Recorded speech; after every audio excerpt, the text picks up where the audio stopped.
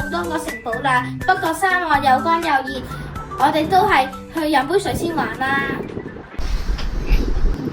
咦，亮亮，原來前邊有好大個湖啊，一定係綠洲啦，不如等陣過去睇下。真係喎，但係明明正話都睇晒，咩都冇嘅，點解突然出現咗個綠洲㗎？爹哋，前面有個綠洲啊，快啲帶我哋去睇下啦！前面嗰個唔係綠洲嚟㗎，係海市蜃樓嚟㗎。吓！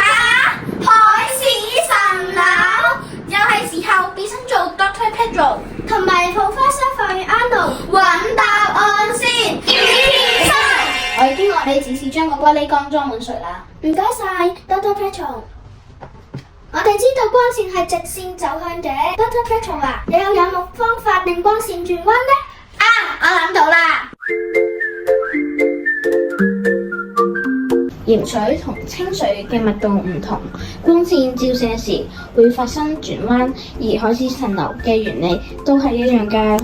沙漠嘅沙溫度非常高，所以靠近沙漠表面嘅空氣溫度高、密度低；依靠近上空嘅空氣溫度低、密度大。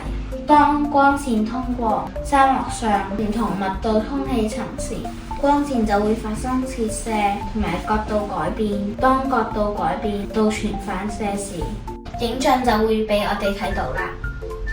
由於大家都會認為光線係直線走向嘅，所以會以為全反射嘅影像係喺實物嘅下方，會誤會湖泊或者綠洲，但係其實天空同樹嘅倒轉嘅影像嚟㗎咋。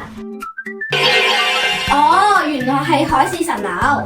亮亮，呢度太熱啦，我哋快啲